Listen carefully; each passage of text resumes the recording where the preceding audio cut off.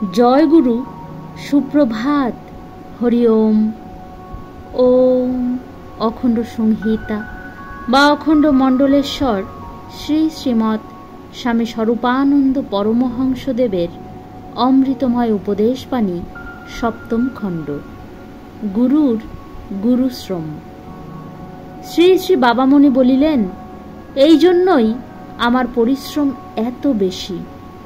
সকল আচার্যেরা বয়স্ক ব্যক্তিদের সাধন দেন, যারা সংসারের অনেক দুঃখ পেয়ে সাধনের আবশ্যকতা অনুভব করে বিশ্বাস নিয়ে এসেছে শান্তির আশায়।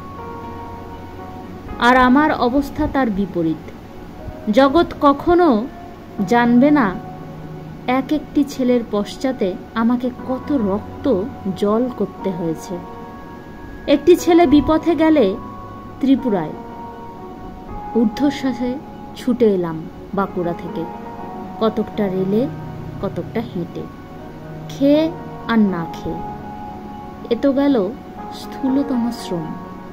তারপরে বাপ চিঠির চোট। এমন ছেলে আমার একটিও নেই যার পিছনে 5-7 টাকার ডাক টিকিট না খরচ হয়েছে, কিন্তু এটাও স্থূল শ্রম। তারপর এলো মানসিক শ্রম। যে ছেলে যখন চঞ্চল হচ্ছে, তখনই তার দিকে অবিরাম শুভ সংকল্পকে তীব্র তেজে চালনা করে করে শরীরখানা কত ক্লান্ত হয়ে পড়ে, তোমরা তার খবর জানো না। শ্রমের ভার এই জড় শরীর বইতে অক্ষম হয়। যৌবনের উদ্দাম উন্মাদনায় যুবকেরা যাবে ভোগের উচ্ছৃঙ্খল পথে, আর সংকল্পের শাসনে তাদের অজ্ঞাতসারে আমি রাখব তাদিগকে আদর্শের সঙ্গে দৃঢ়রূপে বেঁধে।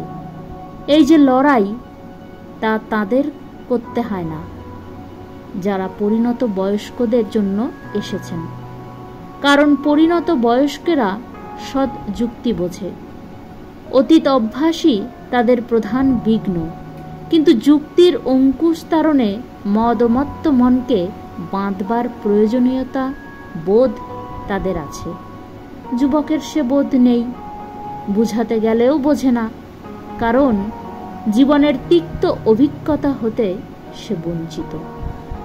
হরি ওম।